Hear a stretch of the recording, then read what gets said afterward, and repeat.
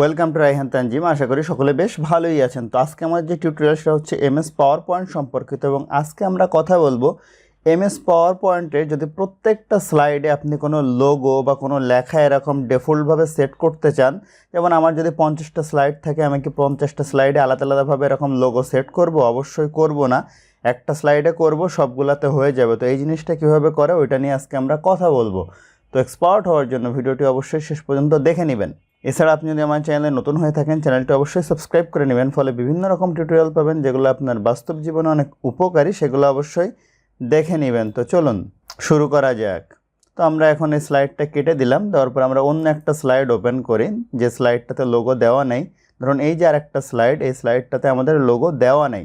তো আমি যদি এরকম একটা লোগো এখানে অ্যাড করতে চাই অথবা কোনো লেখাকে অ্যাড করতে চাই যেটা প্রত্যেকটা স্লাইডে আসবে, দেখেন এখানে 7টা স্লাইড আছে। তো আমরা এখন যেটা করব সেটা হচ্ছে ভিউয়ে যাব, যাওয়ার পরে স্লাইড মাস্টারের উপরে ক্লিক করব, করার পরে এই প্রথম স্লাইডটার উপরে যাব, যাওয়ার পরে ইনসার্টে যে জিনিসটা আমি লেখা বা কোনো কিছু অ্যাড করতে চাই, আমি যেমন একটি লোগো অ্যাড করতে চাই, যে পিকচার থেকে ডিস ডিভাইস কোথায় আছে সেটা সিলেক্ট করে দিলাম। পিকচারটা আমরা ছোট করে নিচ্ছি, নেওয়ার পরে কোথায় রাখবো, এই কর্নার বরাবর এখানে রাখবো। তো দেখেন এই কর্নারের উপরে এখানে যদি ক্লিক সেট করে দিলাম, যত ছোট করতে চাই ধরুন এরকম ছোট হিসাবে আমি রাখবো।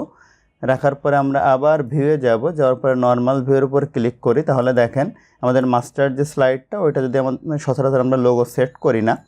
তো এছাড়া দেখেন প্রত্যেকটা স্লাইডে কিন্তু অটোমেটিক্যালি লোগো সেট হয়ে গেছে। এখন যদি আপনি চান এটাতেও লোগো সেট করবেন, সেক্ষেত্রে আবার ভিউয়ে যাবেন, যাওয়ার পরে এখান থেকে এই স্লাইড মাস্টারে গিয়ে এই যে স্লাইডটায় এটা যদি লোগো সেট অনেক সময় না হয়, সেক্ষেত্রে আপনি এই লোগোটা এখান থেকে কপি করে আনতে পারেন। Ctrl+C বাটন প্রেস করে এখানে একটু পেস্ট করে দিলেন এই কর্নারে। এখন যদি আমরা আবার ভিউয়ে যাই, যাওয়ার পরে নর্মাল আউটলাইনে যাই, তাহলে দেখেন প্রথম স্লাইডটাতেও চলে আসছে এবং প্রত্যেকটা স্লাইডে কিন্তু লোগো চলে আসছে, এবং যেটা আপনি এখানে ক্লিক করলেও কিন্তু এটা ডিলিট করা যাবে না।